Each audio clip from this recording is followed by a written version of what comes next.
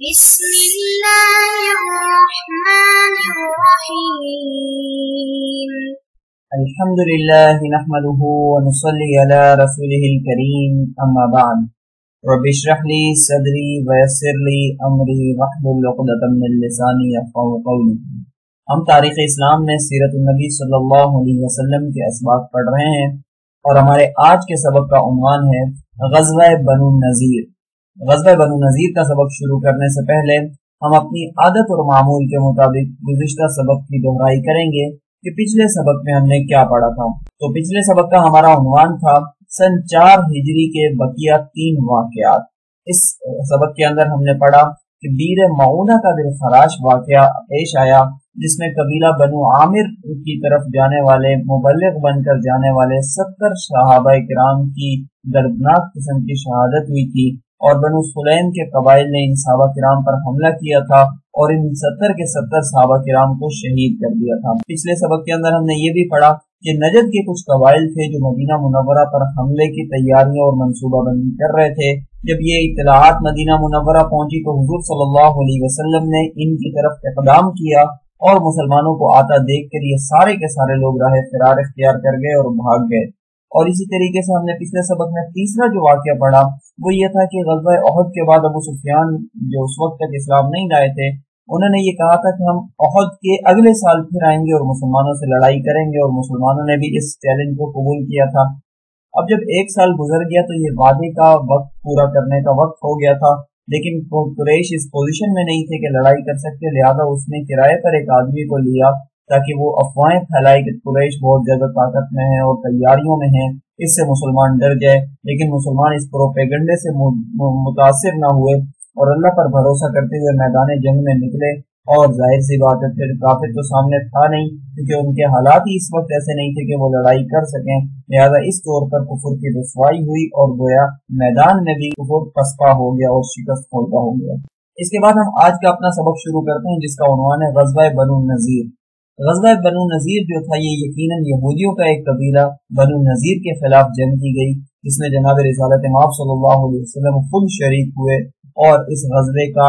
وقوع کیوں ہوا، یہ غزوہ کیوں پیش آیا، اس کو سمجھنے کے لیے ہم پہلے کچھ یہود کی مشترکہ صفات پڑھیں گے یا ان کے کچھ رذائل کے بارے میں جو جانیں گے جو سارے کے سارے یہودیوں میں مشترک ہیں۔ ان کی کچھ تفصیلات گزشتہ ہمارے دروس میں بھی گزر چکی، کیونکہ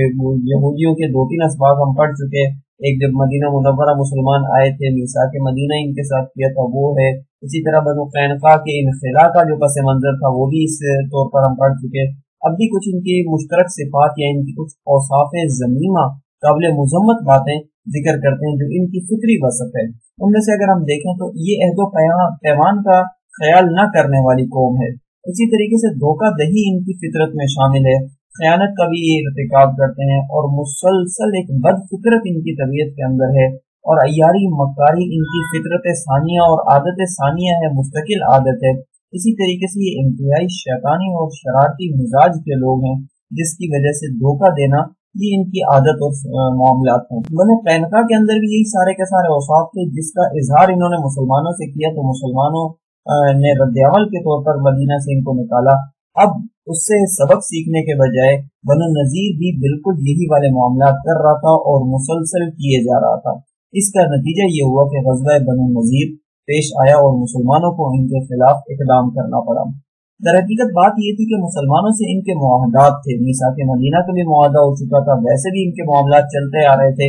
اس کی بنیاد پر ہونا یہ چاہیے تھا کہ ان کا ساتھ دینا چاہیے تھا، یعنی مسلمانوں کا انہیں ہر حال میں ساتھ دینا چاہیے تھا،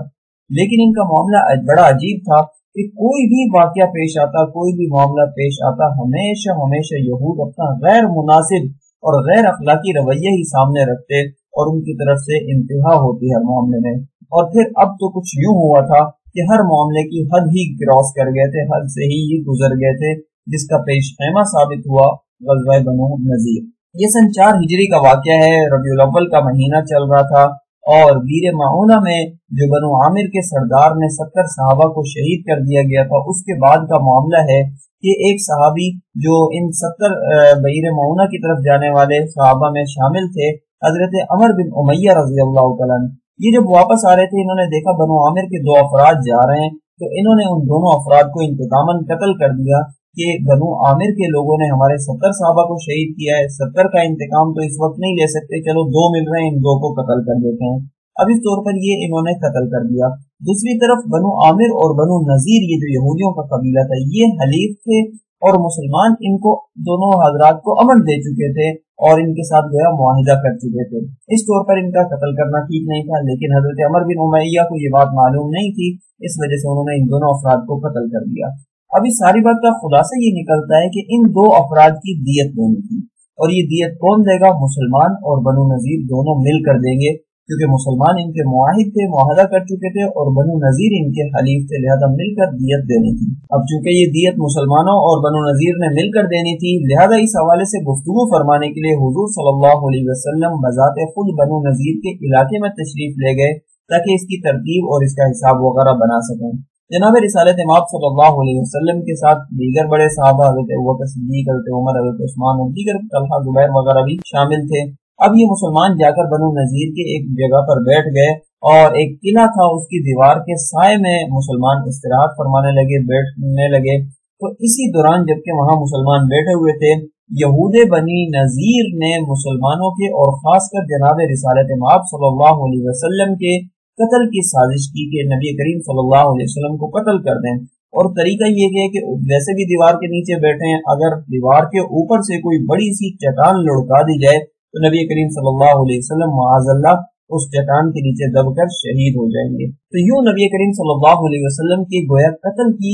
साजिश इन्होंने की। खुद इनके बड़े लोगों ने मना भी किया, बनु नजीर के लोगों ने, कि ये मुनासिब नहीं, अल्लाह ताला यकीनन अपने पैगंबर को वही के जरिए बता देगा। लेकिन जो उनके इनाद वाले जिद्दी किस्म के लोग थे, अड़ियल किस्म के लोग, वो न माने और उन्होंने इक़दाम किया और एक आदमी को ऊपर पहुंचा दिया ताकि वो ऊपर से एक चट्टान नुमा पत्थर गिरा दे। इधर जनाब नबी करीम सल्लल्लाहु अलैहि वसल्लम को भी अल्लाह रब्बुल इज्जत ने वही के जरिए से इत्तला दे दी कि बनु नजीर किस तरह की साजिशें कर रहे हैं। लिहाजा हुजूर सल्लल्लाहु अलैहि वसल्लम यूं खड़े हुए जैसे कोई बशरी तकाजे के लिए खड़ा होता है, इधर जाता है, और खुद नबी करीम सल्लल्लाहु अलैहि वसल्लम वापस न आए बल्कि बनु नजीर के इलाके से रवाना हो गए। और जब नबी करीम सल्लल्लाहु अलैहि वसल्लम को गए हुए काफी देर हो गई तो दीगर सहाबा ने भी नबी अलैहि सलाम की तलाश की, और जब नबी अलैहि सलाम वहां न मिले तो सहाबा किराम भी वापस मदीना आ गए। जब मुसलमानों ने ये मामलात देखे सारे के सारे, तो अब नबी करीम सल्लल्लाहु अलैहि वसल्लम ने बनु नजीर को पैगाम भिजवाया कि तुमने साबिता मुआहदात का तो कोई ख्याल नहीं रखा, लिहाजा अब तुम्हें तजदीद मुआहदात करनी पड़ेगी, नए सिरे से सारे मुआहदात गौर खोज करेंगे हम उन पर, और तुम्हें उन मुआहदात को कबूल करना पड़ेगा। सीरत की किताबों में आता है कि बनु कुरैज़ा के यहूदी इन मुआहदात को कबूल कर चुके थे, तजदीद मुआहदात कर चुके थे, लेकिन बनु नजीर के मुआहदात ने इस शिक को कबूल नहीं किया और इन्होंने नए मुआहदात करने से इनकार कर दिया। लिहाजा मुसलमानों ने इन्हें कहा कि जब मुआहदात कबूल नहीं करते और हमारे तरीके से तुम यहाँ पर नहीं रह रहे, इंसाफ के तरीके से नहीं रह रहे, लिहाजा अब तुम मदीना से निकल जाओ, तुम्हें यहाँ रहने की कोई इजाजत नहीं है। लेकिन बनु नजीर बड़े घमंड में थे, उन्हें अपने बड़े बड़े किलों पर बड़ा एतमाद था कि हमारे साथ तो हमारे पास तो इतने बड़े बड़े किले हैं, सारे के सारे किले हमें बचा लेंगे। तो यूं बनु नजीर को अपने इलाकों पर, अपने किलों पर बड़ा घमंड और गुरूर था। तो इस वजह से इन्होंने इनखिला में मदीना से रवानगी में और मुसलमानों की बात मानने से इनकार कर दिया। इसके साथ साथ इनके इनखिला में जो ये ताखीर हुई, इसकी एक और वजह भी थी, और वो वजह ये थी कि इनके पास मुनाफिकीन के पूरे पूरे टोले आ रहे थे और उनको तसल्लियां दे रहे थे और कह रहे थे तुम्हें कहीं जाने की जरूरत नहीं, हम तुम्हारे दस्तो बाजू हैं, हम तुम्हारे साथ हैं। यहाँ पर अगर हम कुरान मजीद की ताबीर इख्तियार करें तो कुरान मजीद ने इस बारे में ये फरमाया, मुनाफिकीन ने इनको यूं तसल्ली दी, औज़ु बिल्लाहि मिनश शैतानिर रजीम, बिस्मिल्लाहिर रहमानिर रहीम, लइन उखरिजतुम लनखरुजन्न मअकुम वला नुतिउ फीकुम अहदन अबदन व इन कुतिलतुम लनंसुरन्नकुम, सदक़ल्लाहुल अज़ीम। यानी अगर तुम्हें निकाला गया, मदीना बदर किया गया, तो जरूर बजरूर हम भी तुम्हारे साथ ही निकल जाएंगे और इस सिलसिले में हम किसी की कोई बात नहीं मानेंगे, और अगर तुम्हारे से जंग की किसी ने तो जरूर बजरूर हम तुम्हारी मदद करेंगे। 28वें पारे सूरह हशर की आयत नंबर 20 में ये मजमून अल्लाह रब्बुल इज्जत ने जिक्र फरमाया, और इस जिक्र फरमाने के साथ ही बता दिया कि मुनाफिकीन की ये सारी की सारी तसल्लियां यकलख्त झूठी हैं, सरासर सारी की सारी झूठी हैं। और इस तौर पर फिर बनु नजीर ने जब निकलने में ताखीर की तो मुसलमानों ने इनकी तरफ पेशरफ्त की, मुसलमानों ने इनकी तरफ इक़दाम किया, और जैसे बनु नजीर अपने आप को समझते थे कि हमारे किले तो बहुत ज्यादा मजबूत हैं, और इस तरीके से वो अपने किलों में बंद होकर बैठ गए। मुसलमानों ने करीबन 15 रोज तक इनका घेराव किया, मुहासरा किया, اور ان 15 دنوں میں بنو نذیر کے سامنے یہ واضح ہو گیا کہ وہ مسلمانوں سے لڑ نہیں سکتے، مسلمانوں سے لڑائی اور جنگ کرنے سے وہ بالکل عاجز ہیں، لہذا انہیں دوسری طرف منافقین کی طرف رخ کرنا پڑا کہ وہ ہمیں کوئی تسلی دیں گے، کوئی امید کا پہلو ان کی طرف سے نظر آئے گا، لیکن اس موقع پر منافقین نے اپنی فطرت کے مطابق چپ سادھ لی اور بالکل کوئی نام بھی نہیں دیا کہ ہم تمہاری مدد کریں گے یا مسلمانوں کو کسی طور پر روکیں گے، لہذا بنو نذیر خوب اچھے طریقے سے خوار ہو گئے۔ اب بنو نذیر نے مسلمانوں سے درخواست کی اور ان کی درخواست منظور بھی ہو گئی۔ وہ یہ درخواست کی انہوں نے کہ ہماری جانوں کو امان دے دیا جائے، اگرچہ ہمارا جرم تو ایسا ہے کہ ہمیں قتل کر دیا جائے، لیکن اگر آپ ہم پر مہربانی کریں تو ہمیں جان سے قتل نہ کریں، جان ہماری بخش دیں اور ہم یہاں سے چلے جائیں گے جیسا کہ تم نے کہا تھا، اور ہم اپنے ساتھ صرف اتنا سامان لے جانے کے مجاز ہوں گے، ہمیں اتنا سامان لے جانے کی اجازت ہوگی جتنا ہم اپنی سواریوں پر اونٹوں پر لاد کر لے جا سکیں، اور اسی طریقے سے ہم اپنے لے جانے والے سامان میں کوئی اسلحہ کوئی ہتھیار وغیرہ نہیں رکھیں گے۔ مسلمانوں نے جب ان کو یہ ساری کی ساری باتیں مان لی اور اجازت دے دی تو اس طریقے سے بنو نذیر یہاں سے روانہ ہو گئے اور مدینہ گویا انہوں نے خالی کر دیا۔ جناب رسالت مآب صلی اللہ علیہ وسلم نے انہیں اجازت دی کہ 10 دن کی مہلت تمہارے پاس ہے، اس 10 دن کے اندر اپنا سامان وغیرہ سمیٹو اور یہاں سے نکل جاؤ۔ یوں بنو نذیر کے یہودی مدینہ منورہ سے نکل گئے اور مدینہ منورہ سے نکل کے یہ خیبر اور شام وغیرہ کی سرزمین میں چلے گئے۔ کچھ حضرات ایسے بھی تھے جن پر حقیقت واضح ہو گئی، جنہوں نے اسلام کی روشنی کو پا لیا اور وہ اسلام لے آئے، لیکن باقی ان کی جو اکثریت ہے وہ خیبر اور شام کی طرف روانگی اختیار کی۔ اب لطف کی بات یہ کہ بجائے ان کی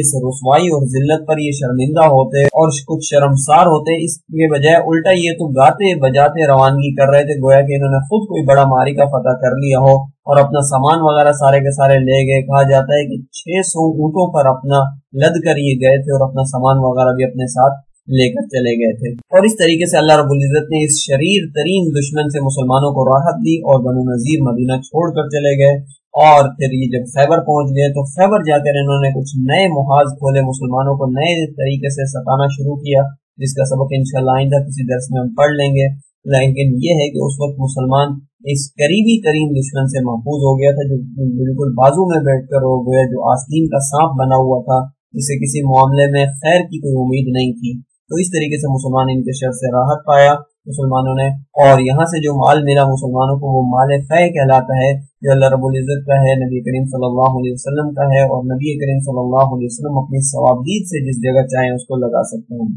تو اس طور پر یہاں سے جو غنیمت ملی بنو نذیر سے، یا جو مال فے ملا، اس کو ہم دیکھیں تو کیا تھا، وہ علاقے تھے جہاں پر بنو نذیر رہا کرتے تھے، اب وہ سارے کے سارے مسلمانوں کی ملکیت تھی۔ وہ کھیتیاں باڑیاں جو ان کے کھیتی کاشت وغیرہ کیا کرتے تھے، اب وہ ساری کے ساری مسلمانوں کے پاس تھی، اور اسی طریقے سے 50 زرہیں تھی، 50 فوج تھے اور 340 تلواریں تھی جو مسلمانوں کو غزوہ بنو نذیر کے نتیجے میں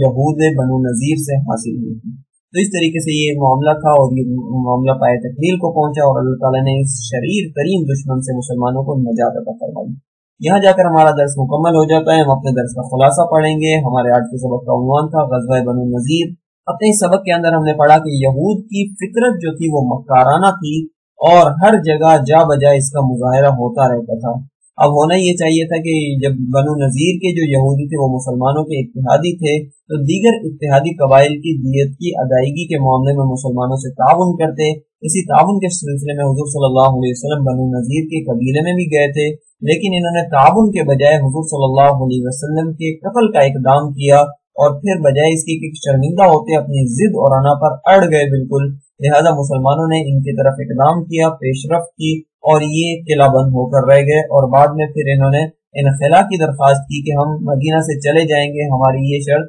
منظور کر لو۔ مسلمانوں نے وہ شرط منظور کی تو انہوں نے مدینہ خالی کر دیا۔ تو یہاں جا کر یوں الحمدللہ ہمارا درس اور درس کا خلاصہ مکمل ہو جاتا ہے۔ اگلے کسی درس تک کے لیے اجازت دیجیے۔ جزاکم اللہ خیرا، سبحانک اللہم وبحمدک، ونشہد ان لا الہ الا اللہ وحدہ لا شریک لہ، واشہد ان محمدا عبدہ ورسولہ۔ السلام علیکم ورحمۃ اللہ وبرکاتہ۔